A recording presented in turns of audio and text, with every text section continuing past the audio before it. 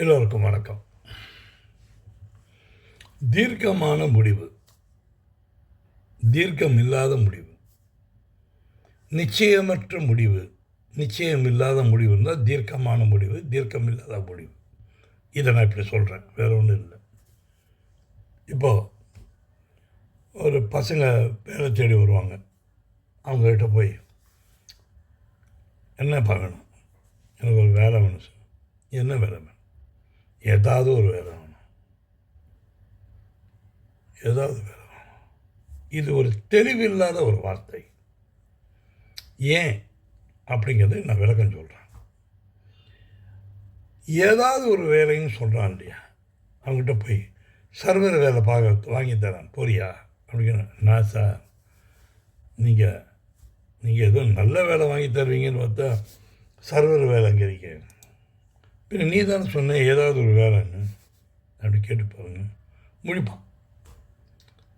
முதல்ல நீங்கள் வேலை கேட்க போகிறீங்கன்னா உங்ககிட்ட என்ன மாதிரி திறமைகள் இருக்குது அப்படிங்கிறத நீங்கள் தான் முடிவு பண்ணணும். ஒரு தீர்க்கம், ஒரு நிச்சயம் இல்லாமல் இது இல்லாத ஒரு சூழ்நிலை வந்தால் உங்களுக்கே உங்களை பற்றி ஒரு பெரிய குழப்பம் ஒன்று இருக்குன்னு அர்த்தம்.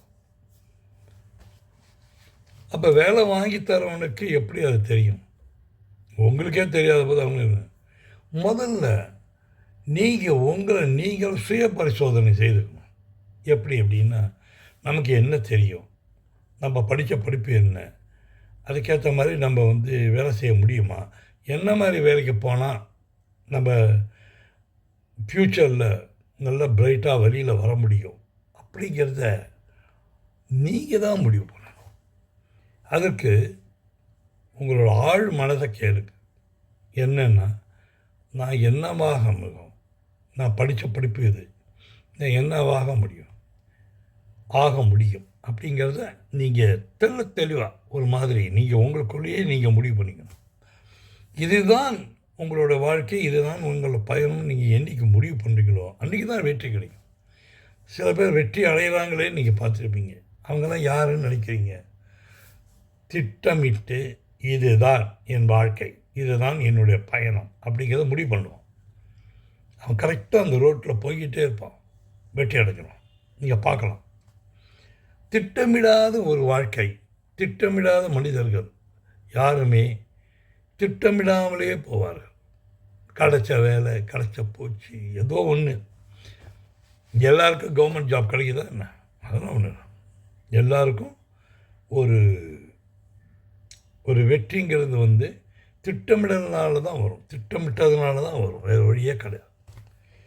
நமக்கு என்ன அடிப்படை தகுதி இருக்குது அப்படிங்கிறத நீங்கள் தெரிஞ்சுக்கணும். அது இல்லாமல்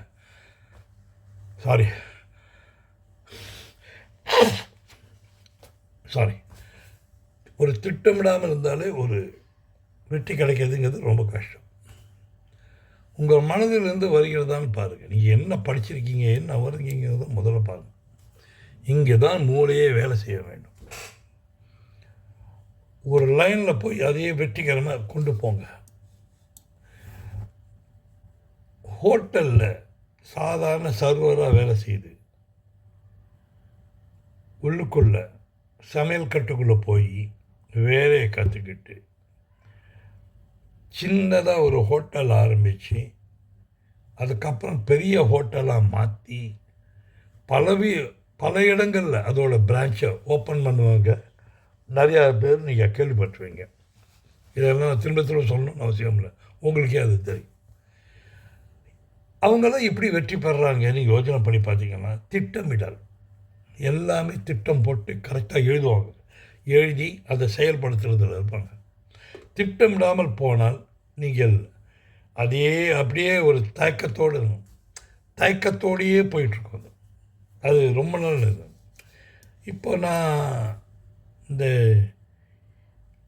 வெற்றியோட இதில் தன்னம்பிக்கை வெற்றி அப்படிங்கும்போது தன்னம்பிக்கை முதல்ல வரும், அதுக்கப்புறம் தான் வெற்றி வருது.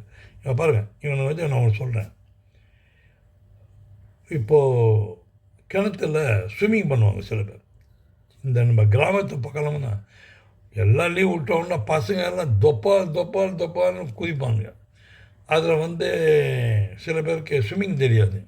நான் சொல்லுவேன் பக்கத்து மாப்பிள்ள விட்றா குட்டி பையனுங்க என் மாப்பிள்ள அந்த ஊர் பக்கத்தில் இலே திருநெல்வேலி இலே உதியிலே நான் பார்த்துக்கிறேன் அப்படிமா. அவன் கொதிப்பான், அவனுக்கு அப்படியே கற்றுக் கொடுப்பான். கடைசியில் அவன் எக்ஸ்பர்ட் ஆகி அங்கே ஸ்விம்மிங் பண்ண ஆரம்பிச்சுவான் அவன் அந்த கிணத்துல. இது மாதிரி ஒன்று. சென்னை மாதிரி பாம்பே மாதிரி ஒரு சிட்டி லெவலில் நீங்கள் பார்த்தீங்கன்னா பிளாடர்லாம் கட்டிக்கிட்டு அதுக்குன்னு ஒரு ட்ரைனிங் மாஸ்டர் ஒருத்தர் இருப்பார். அந்த ட்ரைனிங் மாஸ்டரை போய் நீங்கள் வந்து ஸ்விம்மிங் பண்ணு அப்படின்னு சொல்லி கொடுப்பாரு அவர். இப்போது ஒன்றுமே இல்லாமல் குதித்தவன், அதாவது சரியான பிளானிங் இல்லாமல் குதித்தவன், இன்னொருத்தன்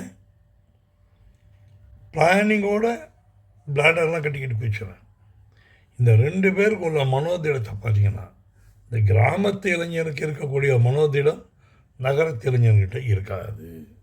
இதுதான் உண்மையான வார்த்தை.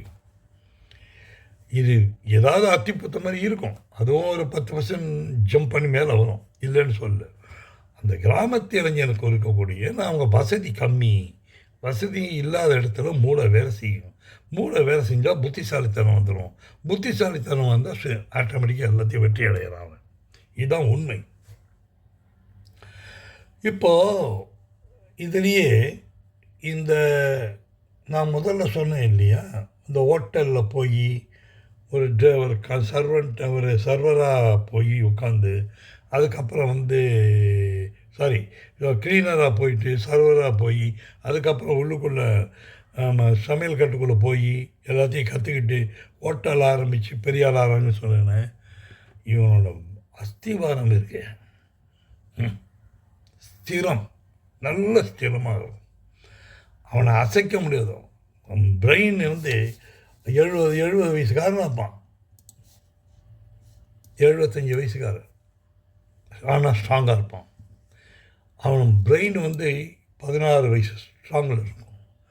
அவனை அசைக்கவே முடியாது, அவனுக்கு தெரியாத விஷயமே கிடையாது, அப்படி இருப்பான். மாலுக்கு போகிறவங்கள பார்த்துப்பீங்க, பெரிய பெரிய மாலுக்கு போகிறவங்க என்ன வேணுங்கிறத ஒரு பேப்பரில் எழுதாமலே போயிடுவாங்க. அங்கே போய் தலையை சொறிவாங்க. நிறையா பேர் தலையை சொல்லுவாங்க. எதுக்குடா, என்ன வாங்க வந்தோமோ அதெல்லாம் வாங்க மாட்டான், தேவையில்லாததான் அள்ளி போட்டுப்பான், பில்லை போட்டுருவான், பில்லை வந்துடுவான்.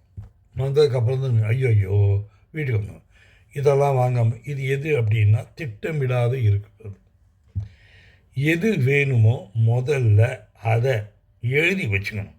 வச்சுட்டு மாலில் போய் முதல்ல அதை பர்ச்சேஸ் பண்ணி முடிச்சோன்னு நீங்கள் அதை விட்டுட்டு உட்காந்து அப்போ தான் ஞாபகம் மறந்து போச்சு, இது போச்சு அது போச்சு, இதெல்லாம் செய்கிறது அங்கே தான் தப்பு நடக்கும். பெரிய USA ஜனாதிபதி ஜான் எஃப் கென்னடி அவர் வந்து நிறைய ஸ்டூடெண்ட்டெல்லாம் மீட் பண்ணுவார், பொதுமக்களை மீட் பண்ணுவார். அதுக்குன்னு ஒரு டைம் ஒதுக்கியிருப்பார். ஸ்டூடெண்ட்டெல்லாம் பார்த்தா நீ என்னவா ஆகணும்னா, ஒருத்தன் இன்ஜினியர் ஆகணுமா, ஒருத்தன் மெரின் இன்ஜினியர் ஆகணுமா, நான் வந்து பைலட் ஆகணுமா, இதெல்லாம் சொல்லுவான். அவர் மீட் பண்ணதில் ஒருத்தன் சொன்னான், நீ என்னவா ஆகணும், நான் நீ ஆகணும் அப்படின்னு. என்னடா சொல்கிறேன், நான் உன்ன மாதிரி ஜனாதிபதி ஆகி உன்னோட நாற்காலியில் நான் உட்காரணும், அந்த நாற்காலியை நான் அலங்கரிக்கணும், உன் முயற்சி வெற்றியடைய என்னுடைய வாழ்த்துக்கள்னாரு. அவர் தாங்க பில் கிளின்டன். அதுக்கான முயற்சிகளை கொண்டு வந்தார், வெற்றி பெற்றார்.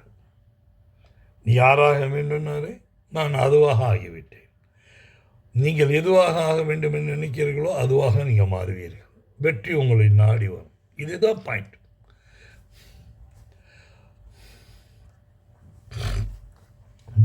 தீர்க்கமான முடிவு, அதுக்கு ஈடுன்னு எதுவுமே. முதல்ல ஒரு போட்டியில் கலந்துக்கங்க. அதில் வெற்றியா தோல்வியா இதையெல்லாம் விட்டுடுங்க. இந்த கருணை கடூரமாக பாடுவீங்க, விடுங்க, தைரியமாக பாடுங்க. எம்எஸ் விஸ்வநாதன் பாட்டு பாடுங்க, டிஎம் சௌந்தரராஜன் பாடுங்க, எஸ்பிபி மாதிரி பாடுங்க. என்னத்த பெரிய கஷ்டம்? பாட பாட பாடல் வரும் வரும். தைரியமாக போட்டி நீ பங்கு பெறுங்க. சொல்லுங்கள், ஆமாம் எனக்கு இதாயா குரல் வரும். டிஎம்எஸ் பாட்டை பாடணும் அப்படின்னு டிஎம்எஸ் தான் வரணும். எல்லாருக்கும் அந்த பாட்டில் வந்துடாது, அந்த குரல்லாம் வந்துடுது, அவரு தான் வரணும். எஸ்பிபி வரணும்னா எஸ்பிபி தான் வரணும். நம்ம மூஞ்சி அழகாக இருக்கணும், கமலஹாசன் இருக்கணும்னா கமலஹாசன் தான் வரணும், வேறு வழி கிடையாது. ரஜினிகாந்த் மாதிரி இருக்கணும், ரஜினிகாந்த் தான் வரணும், வேறு வழி கிடையாது. நம்ம மூஞ்சி நம்மளோடு தானே, நம்ம குரல் நம்மளோடு தான். தைரியமாக பாடுங்க. எல்லாருமே வந்து இளையராஜா மாதிரி பாடணும், இசையமைக்கணும்னா அது நாட் பாசிபிள். அது வந்து கடவுளோட அனுகிரகத்தில் வர பெரிய வருவது. இது நீங்கள் வெற்றி அடையணும்னு போய் பாருங்கள், சொல்ல முடியாது. நீங்களே ஒரு இளையராஜா ஆகலாம், சொல்ல முடியாது. இதெல்லாம் வெற்றியோட ரகசியம். முயற்சி விளையார், இகழ்ச்சி அடையார். முயற்சி பண்ணுங்க. நீங்கள் பாடணுன்னு சில பேர் கிண்டல் பண்ணா பாடின ஒன்று தான். நான் இப்போ சொல்லுங்கள் பதில், ஒரு பதில் மூஞ்சியில் அறவிட்ட மாதிரி இருக்கும். நானாவது போட்டியில் பாட்டு பாடுறதுக்கு தைரியம் இருந்தது, நான் தோல்வி அடைஞ்சேன். நீ பார்ட்டிசிபேட் பண்ணாமலேயே அதில் கலந்துக்காமலே, போட்டியில் கலந்துக்காமலேயே நீ தோற்று போய் நிற்கிறிய. உன்னை விட நான் ஒன்றும் அசிங்கம் கிடையாதுன்னு சொல்லிட்டு போங்க. மூஞ்சியில் அற விட்ட மாதிரி இருக்கும் உனக்கு. புரியுதுங்களா? தைரியமாக கலந்துங்க, எதாக இருந்தாலும் கலந்துங்க. நீங்கள் தயக்கம் தான் உங்களை கொண்டுடுங்க.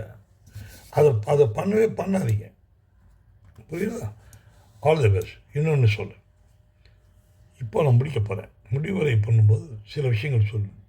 சுயநலம், பேராசை, கோழைத்தனம், தயக்கம் நம் சுதந்திரத்தை இழக்கச் செய்யும். நம் சுதந்திரத்தை மட்டுமல்ல, நம்மளுடைய வெற்றியையும் இழக்கச் செய்யும். என்னென்னு சொன்னேன்? சுயநலம், பேராசை, கோழைத்தனம், தயக்கம். இந்த 4ம் வெற்றியோட பகைவர்கள். தூக்கி குப்பரப்படுங்க. அதோட முடிஞ்சால் சோம்பேறித்தனத்தையும் எடுத்துக்கணும், தப்பே கிடையாது. சரி, எப்போ பார்த்தாலும் இதே மாதிரி சீரியஸாக பேசிக்கணும். ஜோக் ஒன்று போவோமா? பண்ணுவோமே. மனைவியின் காலில் விழுறாங்க இல்லையா, முடிச்சிக்க அப்படின்னு. அதெல்லாம் தப்பு இல்லை. அதோட பேர் என்ன தெரியுமா? அதோட பேர் தான் யோகான்னு பேர். அவள் திட்டும்போது நம்ம மௌனமாக இருக்கோம் இல்லையா, அதுதான் தியானம். புரியுதா? என்ஜாய் பண்ணிட்டு போங்க ஜோக்கை. All the best. உங்களால் வெற்றி பெற முடியும்.